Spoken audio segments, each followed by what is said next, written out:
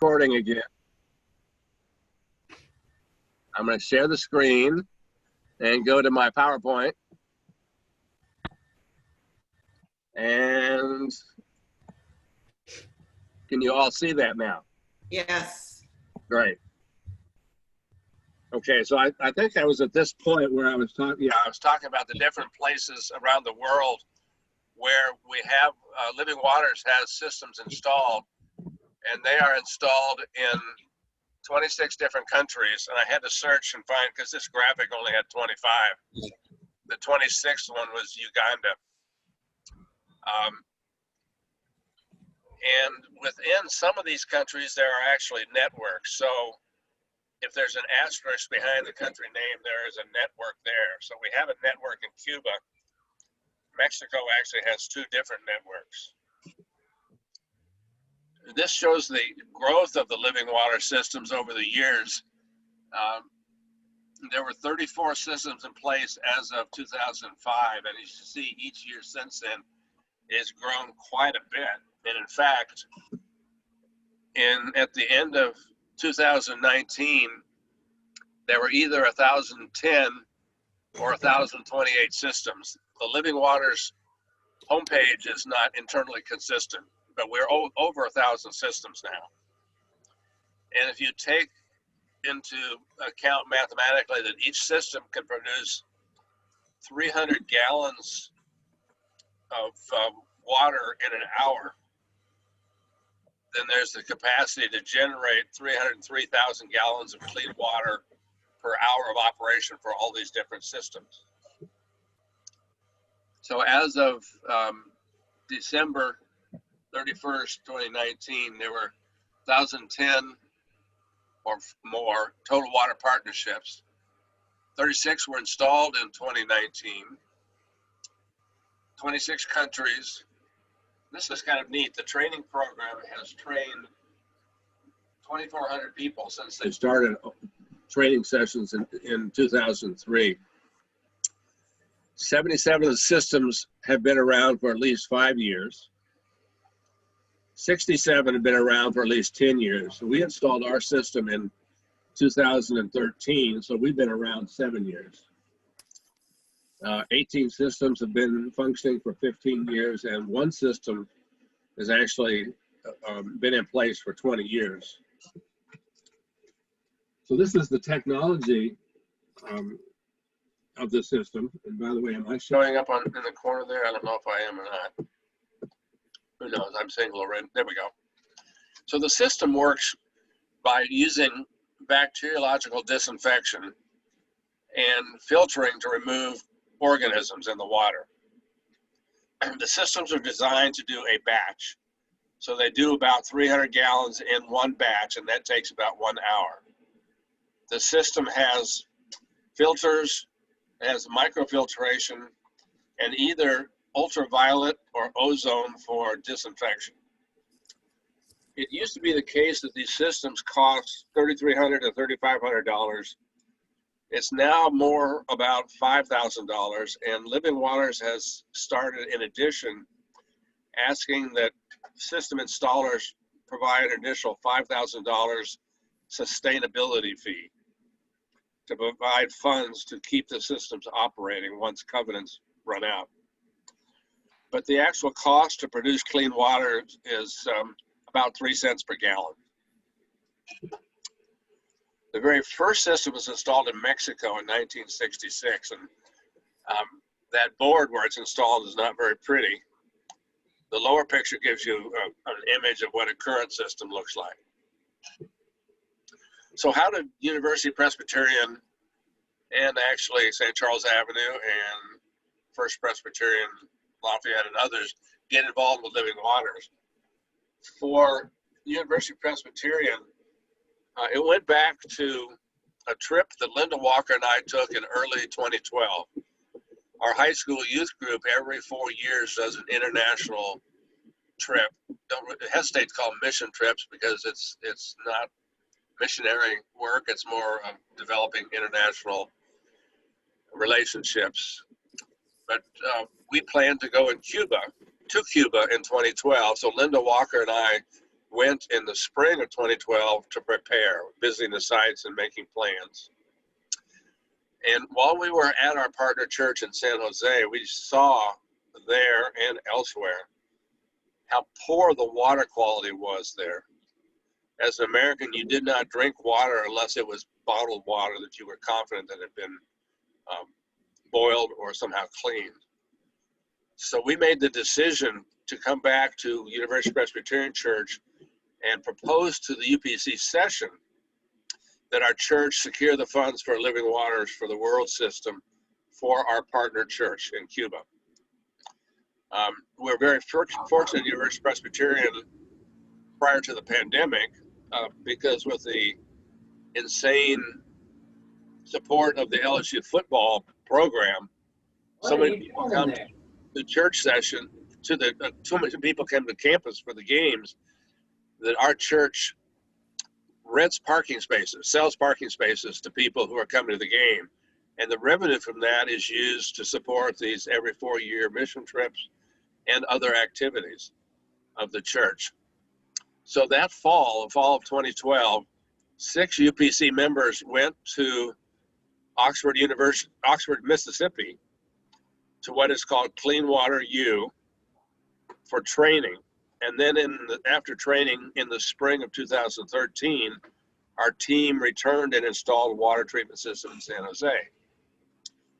So the training that you get at Clean Water U, I think my phone may be still attached, I'm not sure. I'm hearing double sounds. So I'm gonna, hopefully I didn't kill my connection there. So at Clean Water U, they teach 3 different curricula for teams planning to go to Cuba. So when we go, it's a week-long class, there are concurrent classes using the terminology of universities. Clean Water U 101 curriculum works on partnership development, how to do a field survey to find out whether a system is needed, and how to develop team leadership, both within the originating church in the United States, as well as with our partners in Cuba, the operating partners. The second curriculum is Clean Water U 102. This team is trained in health, hygiene, and spiritual education. So they will train people in the operating partner church on the health implications of unclean water, hygiene techniques, and it's related to biblical foundations. The third curriculum is Clean Water U 103, and this system learns how to do installation of water systems, how to operate them, and how to maintain them. And every time a system is going to be installed, each installation team should have at least 1 person trained in each of the curricula. So there should be a 101, a 102, and a 103. More people can be part of the installation team, but we have to have at least 1 trained in each of the 3 areas. And let me double check. Are you still hearing me? Yes. Good. Yes. Thank you. I would hate to be talking for 20 minutes and nobody hearing. So this is the model we use. It's called the Train the Trainers model. So we start out, I don't know if you can see my cursor, but we start out with a curricula at Clean Water U being trained in either 101, 102, or 103. And these are the initiating partners. So these are University Presbyterian Church or St. Charles Avenue or First Pres Lafayette. And we go to Cuba where we train in our 3 different areas. And you notice the graphics here are important. 1 person is standing there with their arms crossed across their chest. That is the trainer. And the person with the open arms is the Cuban partner who we want to train. And as trained Clean Water U trainees, we are taught to use what they call the instructor's pose or the trainer's pose, where you sit back, cross your hands across your chest, and let the Cuban partner do the education or installation work. We're not supposed to get in there and do it ourselves. because if they're going to run a water system and if they're going to be educating their community, they need to learn from the beginning how it works. So we train the trainers, and then up here at the third level, we have water being dispensed and also people in the community being trained about water hygiene. So this is the model for the living waters for the world. Now in Cuba, as of August 2020, there are 61 clean water systems in operation. The very first one was installed at the seminary in Matanzas, and that was in June of 2009, so that was only 11 years ago. Number 55 was installed in May of 2019 by a team from First Presbyterian Church of Lafayette, and that installation was installed at the church in Sabanilla. Now there are many churches of many denominations that do mission work with partner churches in Cuba, and more are adding water ministry to their existing relationships. So although Living Water started out as a Presbyterian outreach, currently Living Water partners with 11 different denominations in Cuba. So this is an ecumenical outreach now. So this map of the world gives you an idea of where systems are installed, starting to the, well, there is no east if we go all the way around, but to the right here, we have the Philippines, we have Thailand, Vietnam, India, Madagascar, Kenya, Sudan, Nigeria, Ghana, Ukraine up in Europe, Brazil and South America, Bolivia, Peru, Ecuador, Colombia, Venezuela, the Caribbean and Mexico, and even the United States. There are systems installed in Appalachian areas in the United States. If we do a close-up of the Caribbean and Central America, there is one or more sites in Venezuela, in Colombia, Nicaragua, Honduras, El Salvador, Guatemala, Belize, and the Yucatan Peninsula of Mexico, and then Dominican Republic, Haiti, and Cuba. So by country, this is where all the different systems are installed, and this number is 1,030. So you can see I mentioned earlier before I lost internet that the head count of the number of systems worldwide varies from 1,018 to 1,020 to 1,030.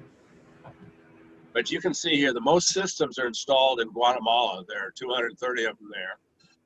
There are 169 in Honduras, 125 in Haiti, and 119 in Yucatan and elsewhere in Southeast Mexico, and 61 in Cuba, which is where our area of interest is right now.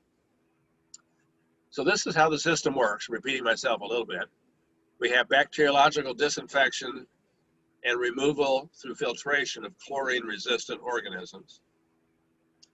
The systems operate as a batch treatment process with an integrated bottling station.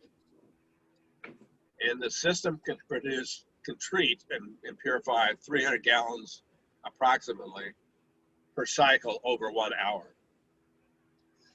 The systems have filtration, microfiltration, and then either ultraviolet light or ozone. And in some areas like the Yucatan, they have to use reverse osmosis also. Base cost about $5,000 plus a $5,000 sustainability fee. And it costs about 3 cents per gallon to treat the water. Once the system in place, the only recurrent costs are primarily filter replacements and occasionally spare parts, as well as water evaluation supplies.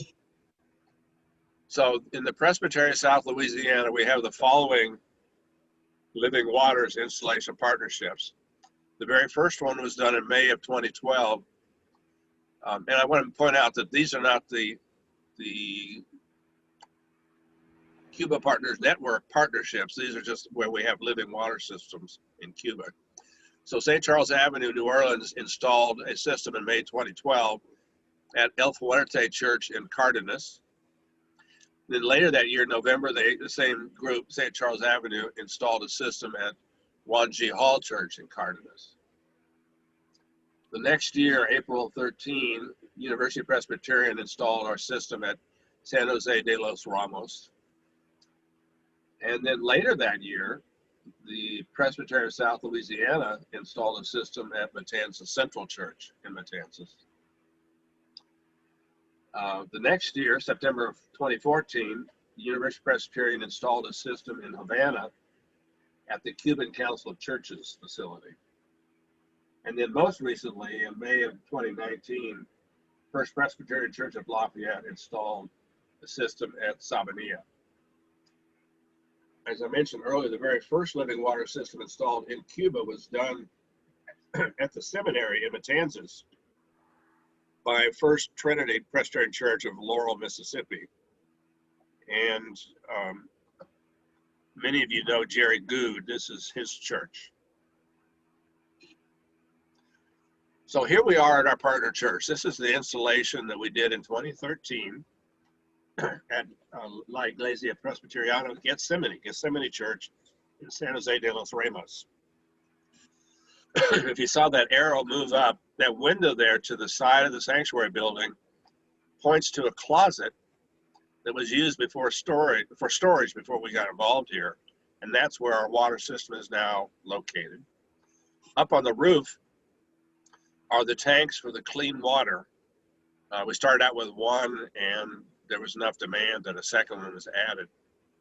You can't quite see it, but to the back of the roof, to the back of the sanctuary building, is another tank that's been there for a long time that holds the, quote, dirty water, the untreated water that feeds over to the system. And the water for that dirty water tank comes from a well on the church property and a pump that pumps it up to that rooftop tank. Right next to this window is the bottle filling station where the water bottles that people bring get filled with purified water. So each tank holds 1,100 liters or about close to 300 gallons, and it takes 1 hour to fill one of those tanks.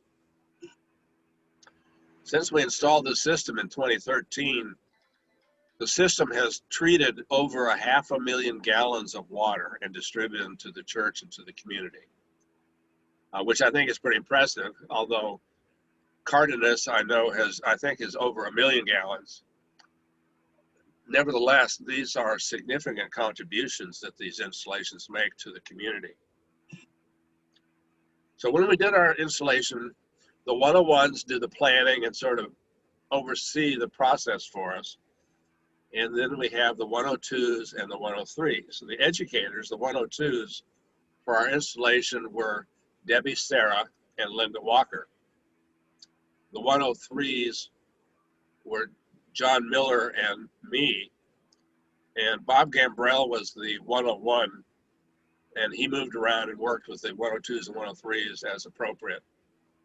Patty Snyder was also part of this group. So the lady with her back to us is Melissa Rodriguez. She translated for us, which was critical because most of us did not have more than rudimentary Spanish, that much. This shows some of the different people that are trained, and my little bar up here is obscuring some of that. So to the left is Jacqueline. She was the wife of the pastor, Armando Guedes. And then we have Elsa, next to her, Maria Elena, Pura, and Susanna. And they were the core educators. Those were the ones that were trained by the 102s, by Debbie and Linda. Here's part of the training going, and that's Linda with her back to us, and Melissa on the other side in the doorway to the courtyard. And this is part of the training, the education training. We've always said is perhaps a little bit inappropriate for Cuba because their education level is so high, but there's a training process that goes on where they learn what it's appropriate to use the clean water for and what it's not appropriate for. And then they are to train the church members in the community. So here's one. Do you wash hands with clean waters? Lavarse las manos. The 102 education involves Bible stories. So this one was based on the Red Sea. That's what the blue ribbons were for. And then the educators also needed to understand how the system operated. So they came by where we were installing it. You can see the parts in the foreground. And we explained to them the fundamentals of how the water treatment system worked. So there in the middle is Susanna. And Susanna was not only was she trained as an educator, she was our primary system operator for the first few years. She's now in seminary. So there's Patty in the background. So these are the trained educators now ready to go out and teach.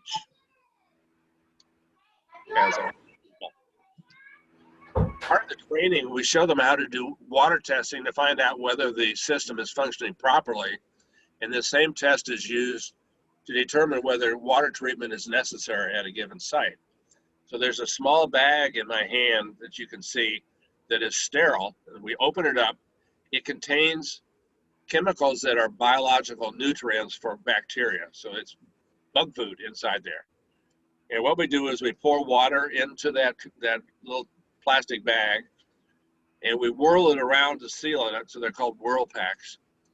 And then the water sits for 24 to 48 hours. And if there were bacteria present in the water, they would start to multiply. So here's an example. On the left are some tests that we did before we ever went to Cuba. So when we add water, it has this yellow look to it. That's normal. And that's tap water from University Presbyterian Church. The one next to it, I went down across the street, went down to the lake, Campus Lake, and took some water there. And after 48 hours, you see how it turned black. It's full of bacteria associated with fecal matter.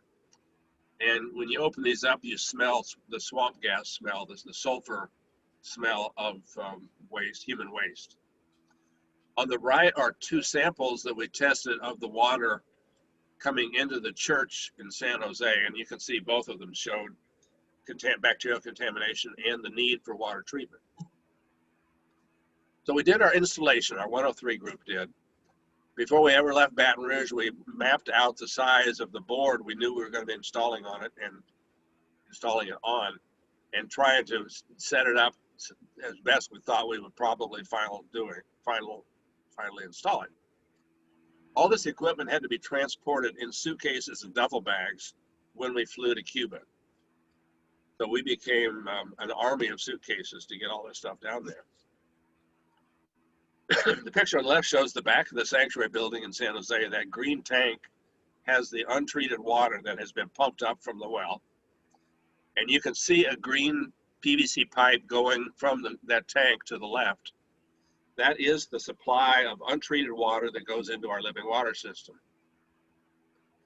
On the right, you see one of the clean water tanks on the roof. That's John and I think maybe one of the pastor's sons. I don't like heights, so I didn't get up there on the roof very often.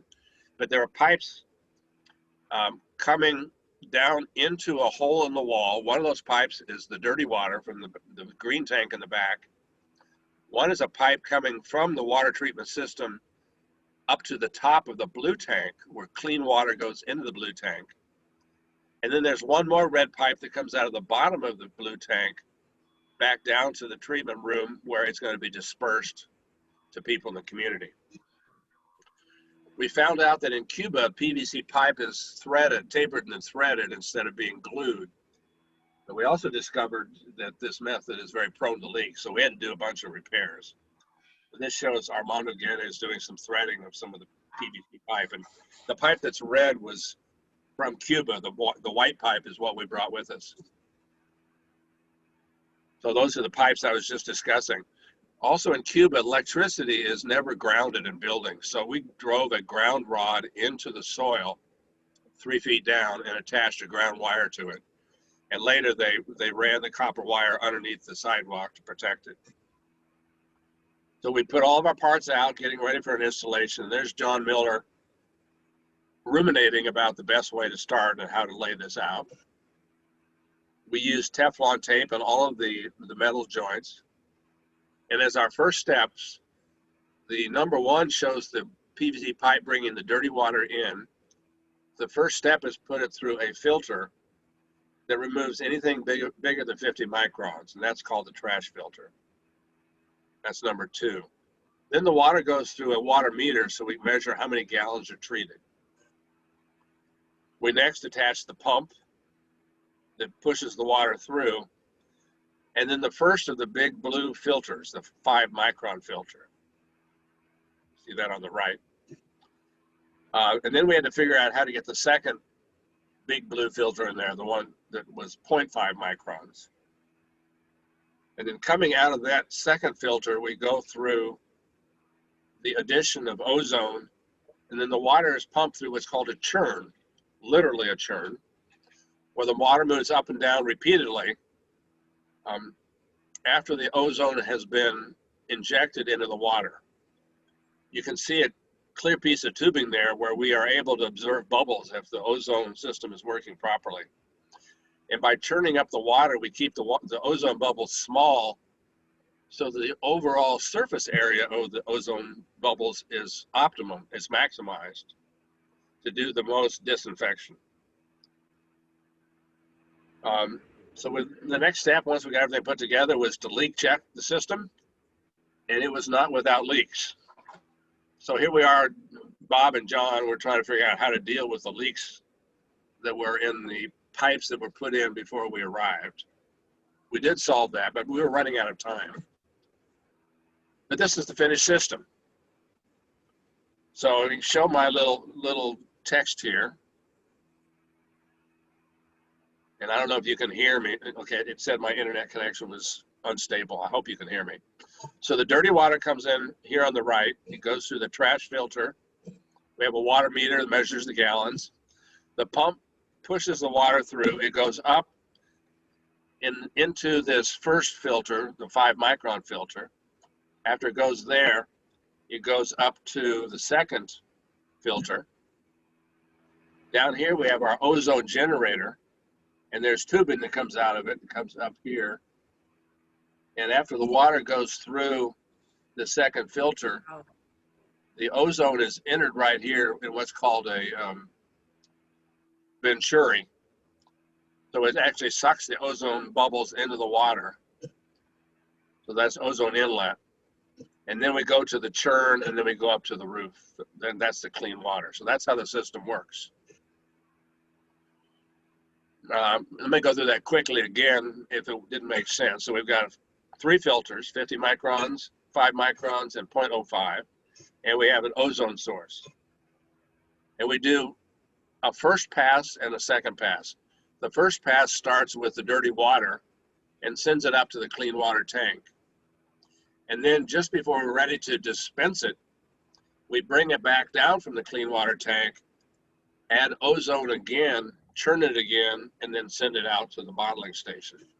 So we've got dirty water in, filter, gallon meter, pump up to the first big blue, up to the second big blue, over here down, and we have a meter that shows how many gallons per minute are flowing. Up here is where the ozone enters. Then we go to the churn, back and forth, back and forth, back and forth. And then finally up to the clean water tank on the roof. So that's the first pass. The second pass brings the water down.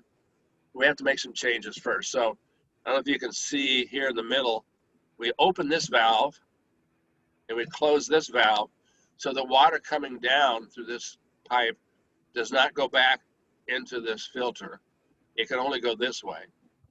And then we also open this valve and close this valve so the water no longer goes through the big blues. It bypasses them and goes straight up here, has ozone added to it.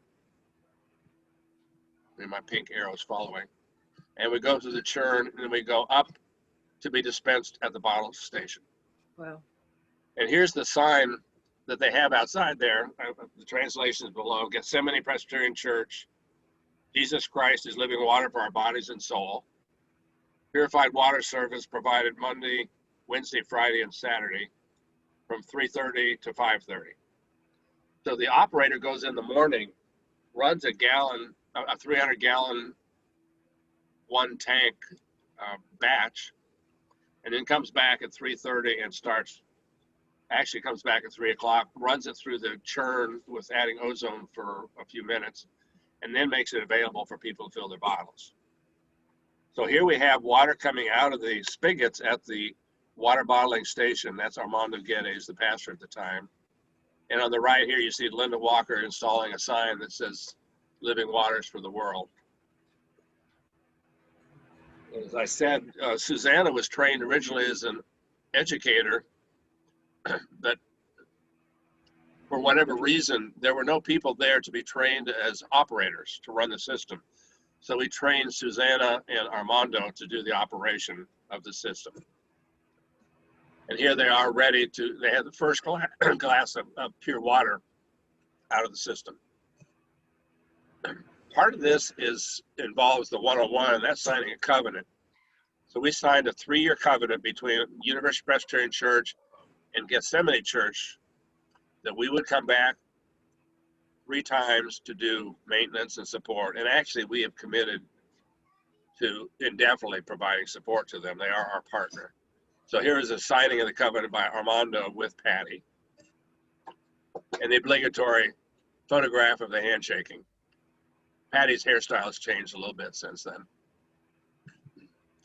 And one of the times we went back, we put this sign up. Many of the water systems have some sort of signage telling who put the water system in and who the people were who were involved. So we got this sign printed up, and it's now installed in the room with the water system.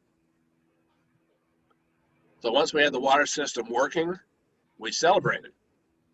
Now, people at UPC in Baton Rouge had prepared this banner off of using a bed sheet. I think Pat Strain played a role in designing that and shepherding the people that did the design, and there are a lot of handprints on it. Everybody who participated as an educator or an operator got a certificate, and then everybody got a cup, plastic cup we brought with us, and went to get their first taste of clean water. So here they are all lining up with their glasses and getting a cup of water. And it includes the youngest people in the church and the oldest people in the church. And it was open to the community. And you actually see some of the community people here who have lined up to get water. Everybody has their own water containers because we can't get the nice 5-gallon ones that are available in some other countries. Again, here's some more of the people in the church. And this picture on the right shows how the system operates. That's Susanna. You can see maybe a black tube coming out of the window. The first step is to, when you bring your water container, we have a garden type hand pump that has a bleach solution in it. So we spray the interior of the bottle and the lid with a bleach solution to disinfect it. Because if you put clean water into a dirty container, you've got dirty water. So first thing we do is spray the container, and then we rinse out the container to get rid of that bleach solution. And then they fill the containers with clean water and take them back home. This lady on the left lives across the street from the church. Every time I go back to San Jose to visit, I go sit on her porch and rock with her. She speaks no English, essentially no Spanish, but we've sort of become friends over the years. She has a tracheotomy that's covered by that mask. And you can see there's some of the bottle containers stored up for filling with water. As we finished up our installation trip, we did a little bit of sightseeing too. Here on the right, you see Debbie Sarah and Linda Walker with Melissa. That's the sanctuary of the church. On the left, Patty, Bob, and Debbie, while we were in Havana. We went out to dinner, and the musicians got Patty to get up and become part of the entertainment.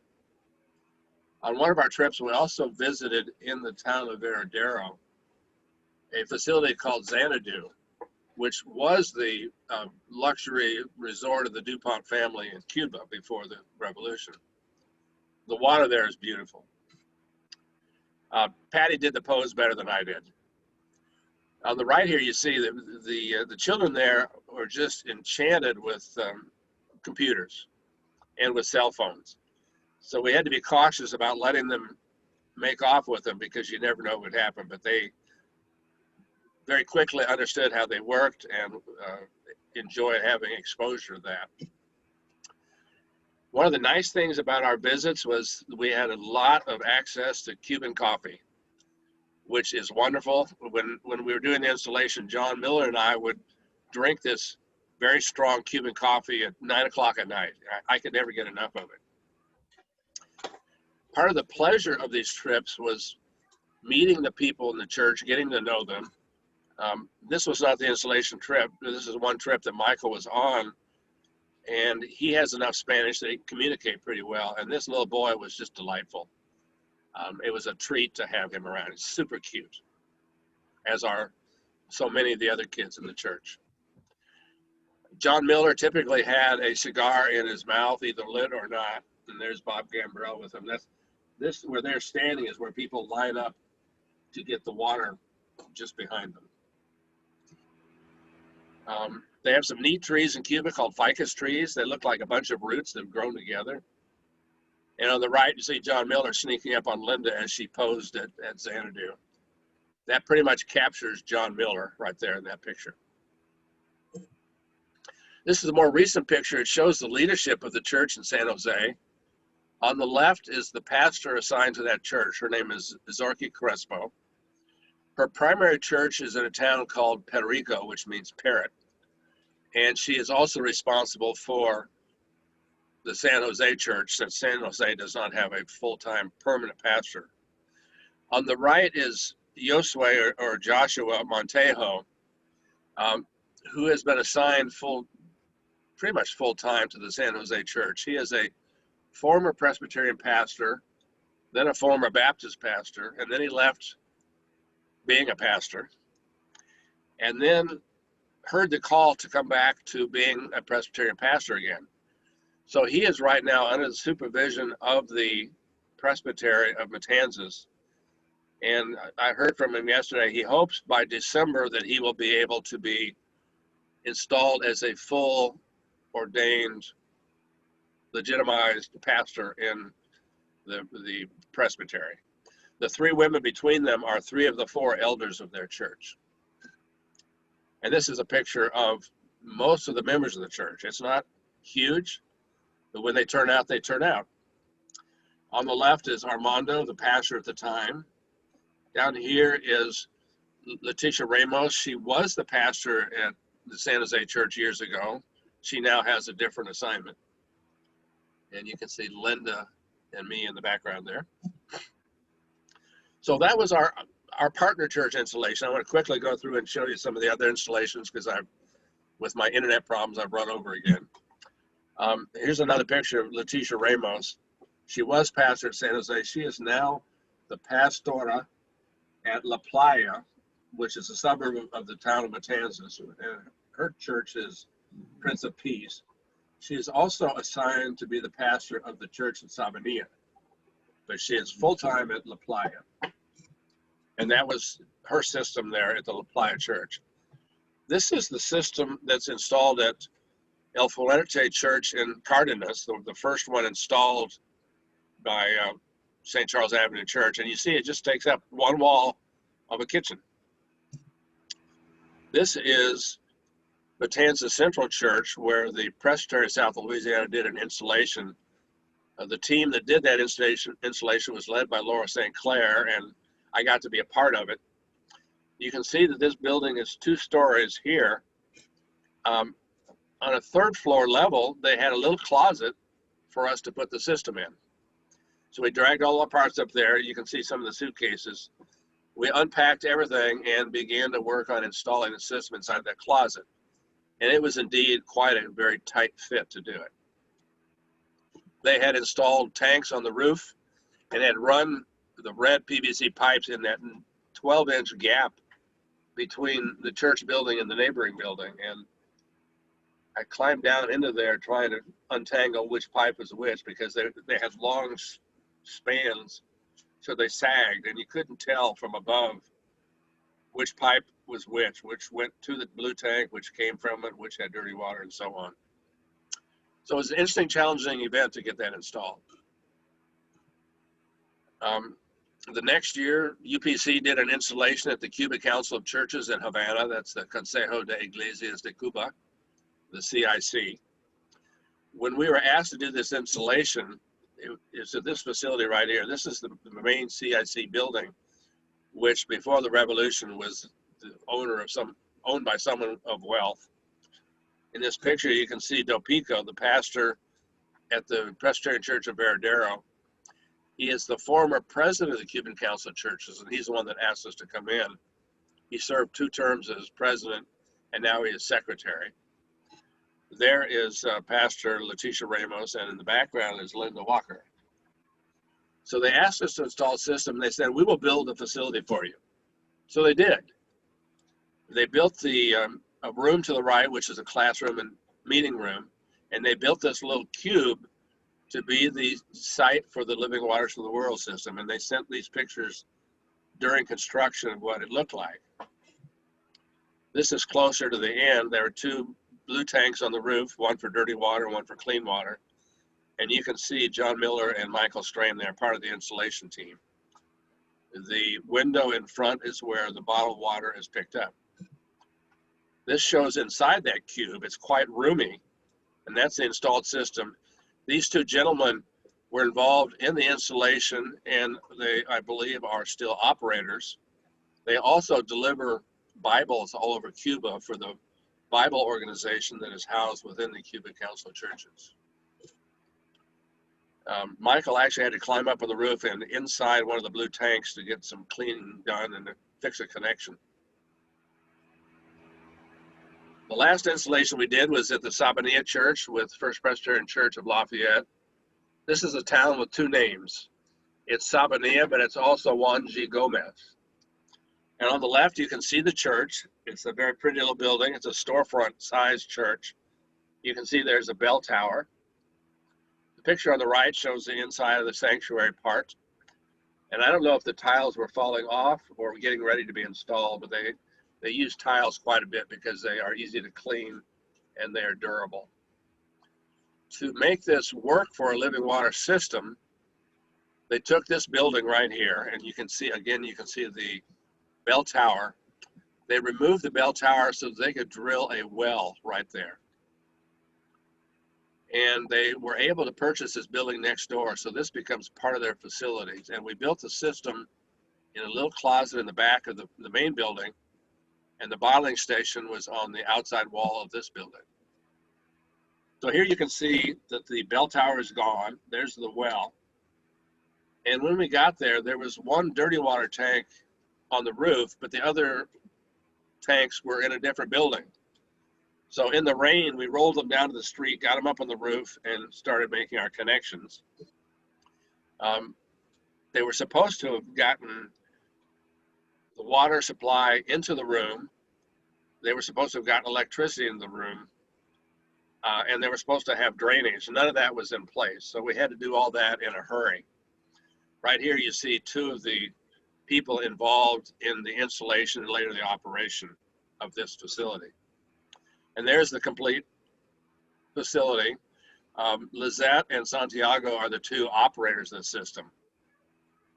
Very nice people. They've had some trouble with water clarity in the water they treat.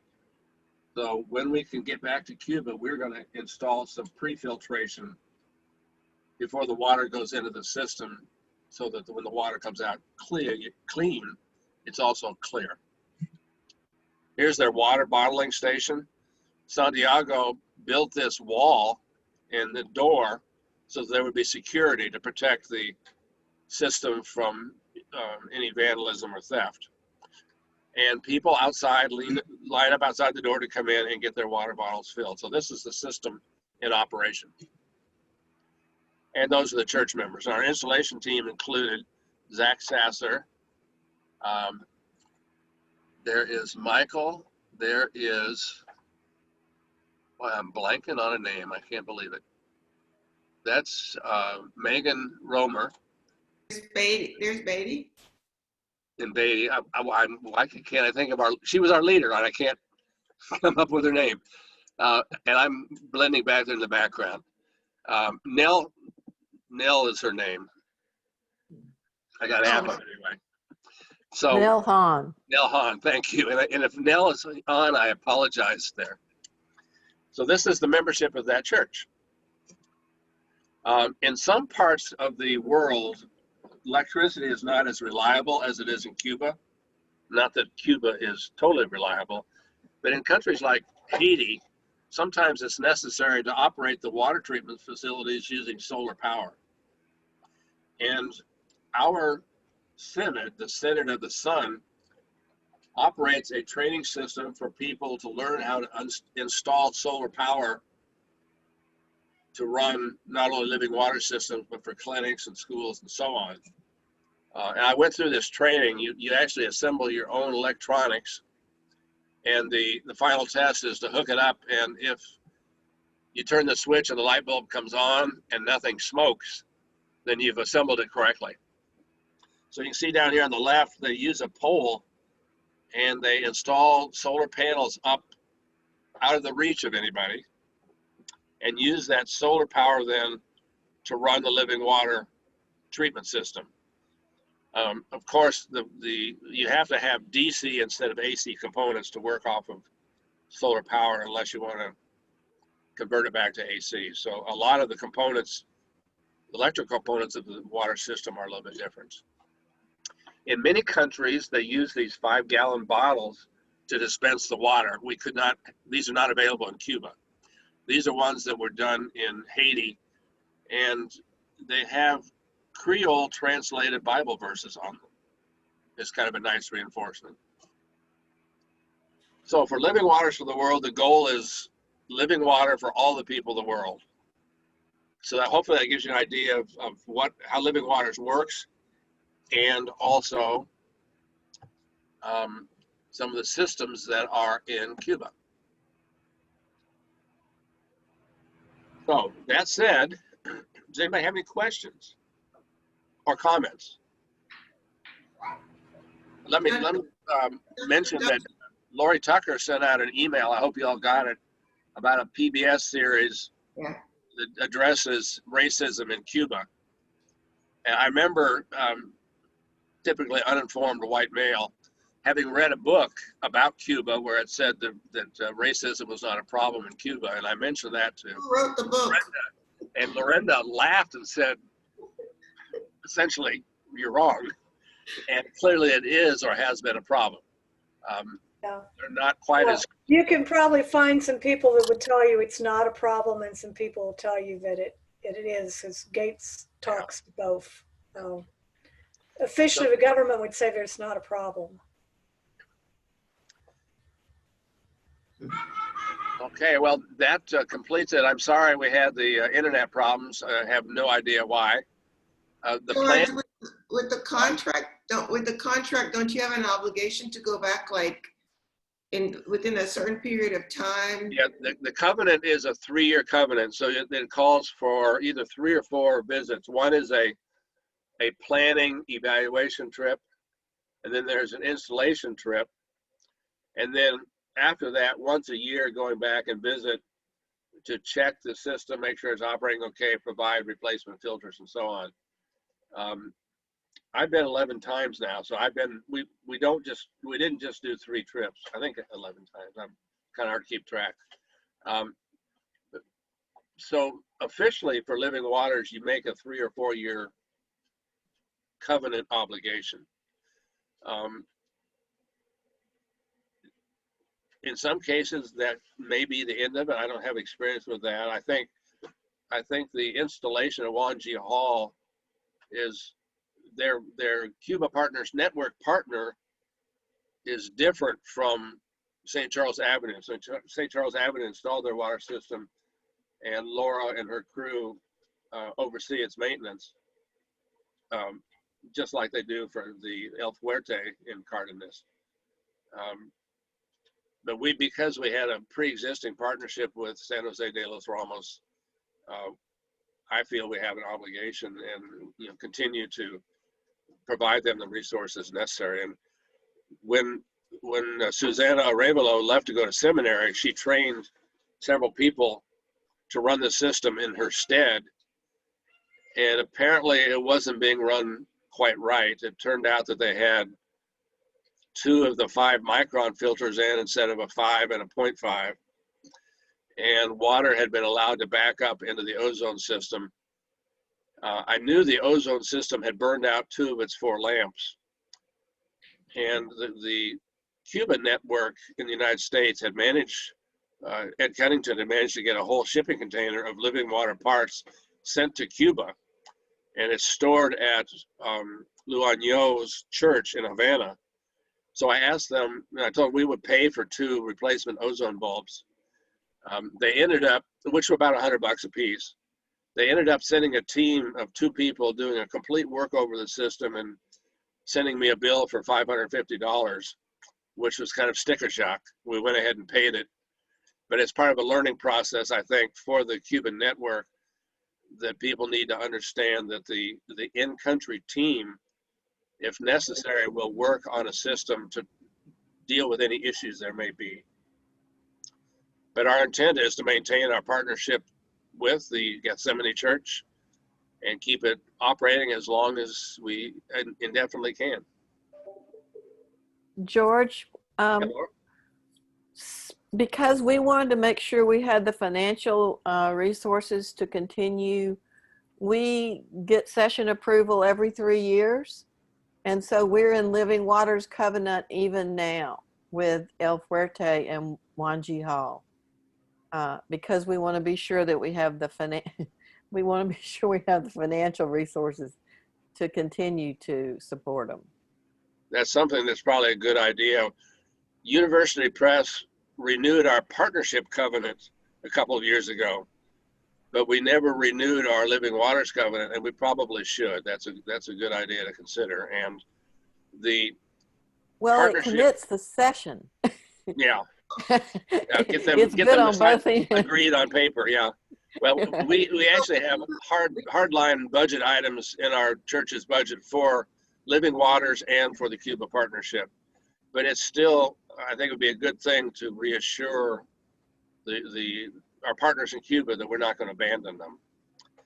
And the installation that the presbytery did in Matanzas Central Church, that Laura and I were part of, I try to stop there when I get a chance to be sort of the 103 resource for them. There have been communication challenges there. And I was able to get the moderator of our presbytery, whose name I keep blanking on. Tanya Peterson. I'm sorry? Tanya Peterson. No, I've been talking in Presbytery, South Louisiana. Oh, Ron Sutto. Ron Sutto, yeah. He managed to dig back and find the last agreement. It wasn't called a covenant, but he found the last agreement between the 2 presbyteries. So I intend to revive that and try to update that also. So I hope next week to talk about science and medicine in Cuba. They have some very interesting stuff on cancer vaccines and other things. They have some challenges also. And at Robbie Philibom's suggestion, after that, we're going to talk about the arts and humanities, culture in Cuba, dance and theater and things along that line. Will you have information about the healthcare system itself? As much as I can find, yeah. The model that they use, Yes. how their graduates are assigned throughout the country as well as internationally, the shortages they face of medical supplies and drugs. And I'll even bring Michael in as an example of how the system works. Both Michael and I had to seek out the services of the Cuban medical system while we were there on various trips. So we'll talk about that too. So with that, thank you all. Carl? Yeah, I was going to say that last time I was there, Joe Pico mentioned that his brother is a doctor. I think he just passed away, but he was telling me what it's like to be a doctor there. Very interesting. So that would be good if you could share that with us when we cover that next week. Okay, I actually, he just told me a couple stories. okay. How it is. When I was down there with our youth group in 2012, I picked up an infection in my foot, and it got to about the point of my ankle when we got back into Veradero, and Dopico was in the sanctuary with someone else, and it turned out that someone else was a physician. And I didn't say it was his brother. I don't know if it was or not. The gentleman did not speak English, but they sent Letitia out. She came back with some Cipro for me, and got me started on an antibiotic to kill the infection. No question of paying for it. It's just, I'm surprised now. I'm guessing now they might not easily have Cipro available because of the effects of the embargo. But we'll delve into that next week. Okay. Thanks you all for being a part of this. And I'm going to send out a new invitation that will have the passcode in it, which is our new requirement. The passcode will be Cuba in all caps. It's what LSU now requires when we use their Zoom license. So everybody have a good week, and we'll see you next time. Bye-bye. Thank you. Bye-bye. Bye.